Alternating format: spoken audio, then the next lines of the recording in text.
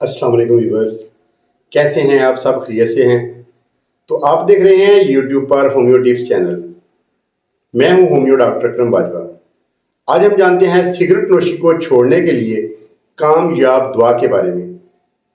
Cigarette नोशी जो कि एक बीमारी नहीं बल्कि एक बुरी आदत है, और इस बुरी आदत से बेशुमार बीमारियां जन्म लेती हैं जो कि इंसानी जिंदगी के लिए बहुत ही नुकसानदेह है।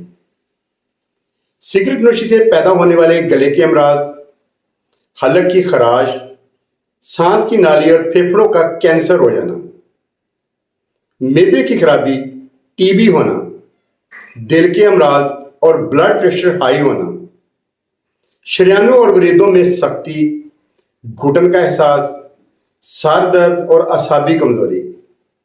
इसके अलावा बेशुमार बीमारियां ऐसी हैं जो कि सिगरेट की वजह से जन्म लेती हैं।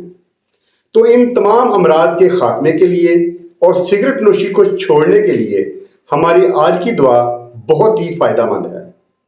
इस दुआ के इस्तेमाल से इंशाअल्लाह ताला अल्लाह के हुक्म से पुराने से पुराना स्मोकर हमेशा के लिए सिगरेट को खैर-ओ-बाद किया देगा, बल्कि सिगरेट को छोड़ने के साथ साथ सिगरेट नोशी से नफरत पैदा हो जाएगी। उस स्मोकर के पास कोई भी आदमी बैठकर सिगरेट नहीं पी सकेगा, बल्कि वो सिगरेट पीने वाले के मुंह पर थप्पड़ मार देगा। तो इस दुआ को जरूर अपनाएं, इंशाअल्लाह ताला इस बुरी आदत से हमेशा के लिए छुटकारा मिल जाएगा। तो आप जानते हैं इस दुआ के बारे में।